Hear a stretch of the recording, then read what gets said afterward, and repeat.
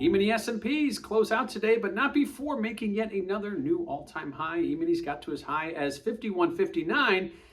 That's the second new all-time high we printed this week. It is the 17th new all-time high that is printed in calendar year 2024.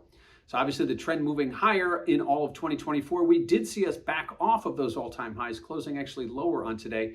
The headline news was the non-farm payroll number, which came in stronger than expected on the headline. However, revisions to last month's big number had us kind of countering that. And ultimately, after making the new all-time high, we spent the rest of the day kind of drifting lower, ultimately settling at 51.30. That's down on the day and down on the week, but yet it is still up 6.5% year to date. Again, closing now E-mini S&Ps right around 51.30 to end the week. Now, what does this mean for volatility? Well, looking at volatility, it typically moves inversely to the index. As we saw those indexes rally, we see volatility coming off and vice versa. However, this week, ahead of the Powell semi-annual testimony to Congress, as well as non-farm payroll, we saw volatility holding higher.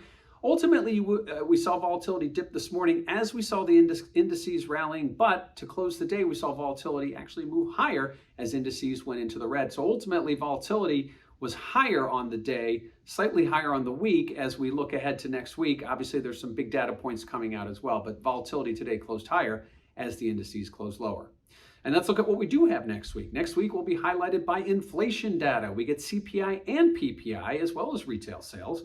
We'll also be kind of looking at the end of earnings. We do get some software as well as some retail outlets that will be putting out their earnings reports. It'll be interesting to see how those. There will be one thing that we will be missing next week, and that is Fed speakers as they enter into the blackout period ahead of the March FOMC meeting.